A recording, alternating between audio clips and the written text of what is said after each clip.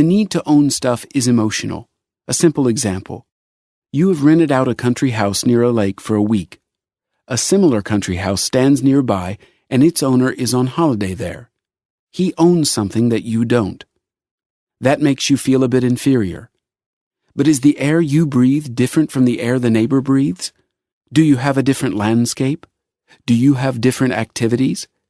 Your holiday activities might be much better than your neighbor's, but you still might have the feeling that he owns and you just rented the country house. The intellect is looking for an explanation of why I feel inferior, and it might come to the answer that if I had such a house, I would feel better. But that is not necessarily the right answer. Emotions do not function this way.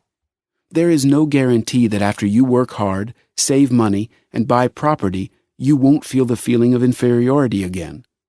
This emotion might come up because you don't have a helicopter and someone else does.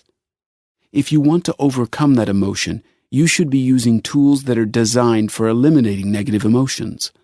Money is not a tool to neutralize emotions.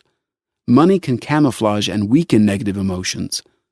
While we have money, we kind of put aside emotions in the deepest corner of ourselves and try to forget them by playing with money, buying stuff, and entertaining ourselves.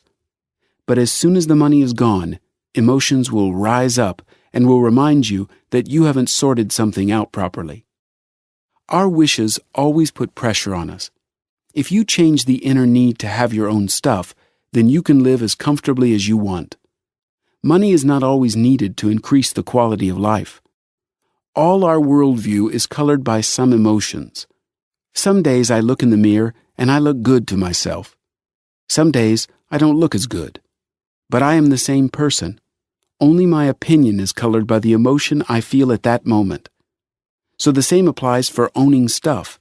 You might not feel so cool riding a shared personal watercraft, but that is just emotional coloring that can be changed if you improve your emotional intelligence.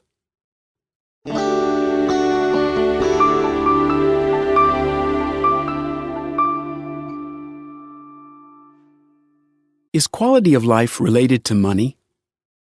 People have the illusion that if they have 10 times more money, their life will be 10 times better. But when really thinking about the ratio of money to quality of life, it rarely changes 1 to 1. If you got 10 times more money, it may be that your life only gets 2 times better.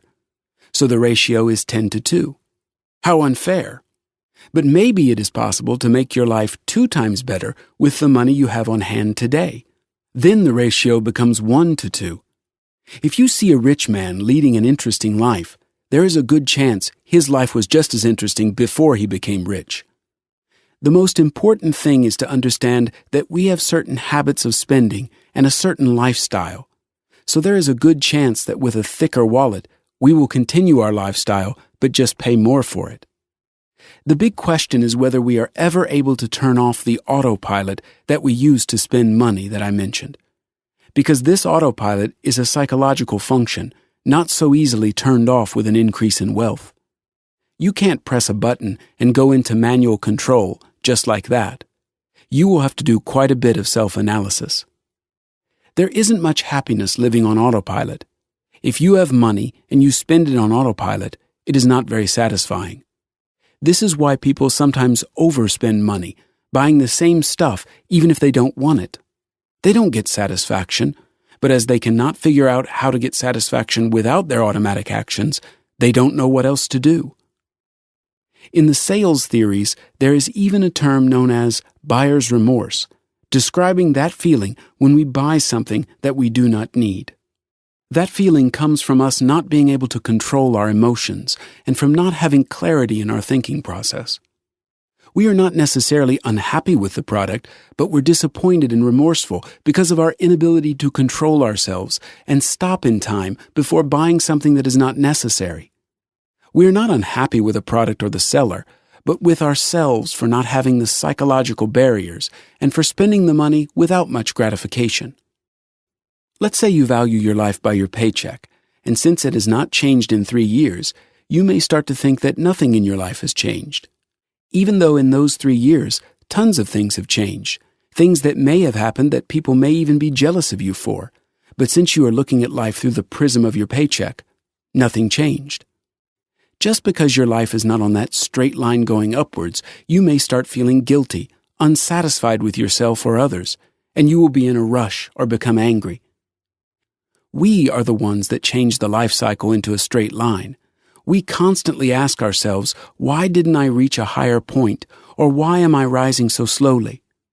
Lots of our purchases are in a way checkpoints along this straight line upwards.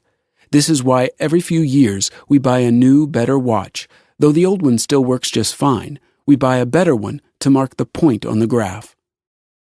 Our hopes and dreams keep getting bigger, and the requirements for them become more and more elaborate. But when we are waiting for spring, do we really expect it to be better and more perfect than the last one? When looking at the sun, do we expect it to shine brighter each day? The main idea is not to evaluate life by one aspect or another, because there are many different things in life that make it what it is. Don't judge yourself by one criterion, the size of your paycheck.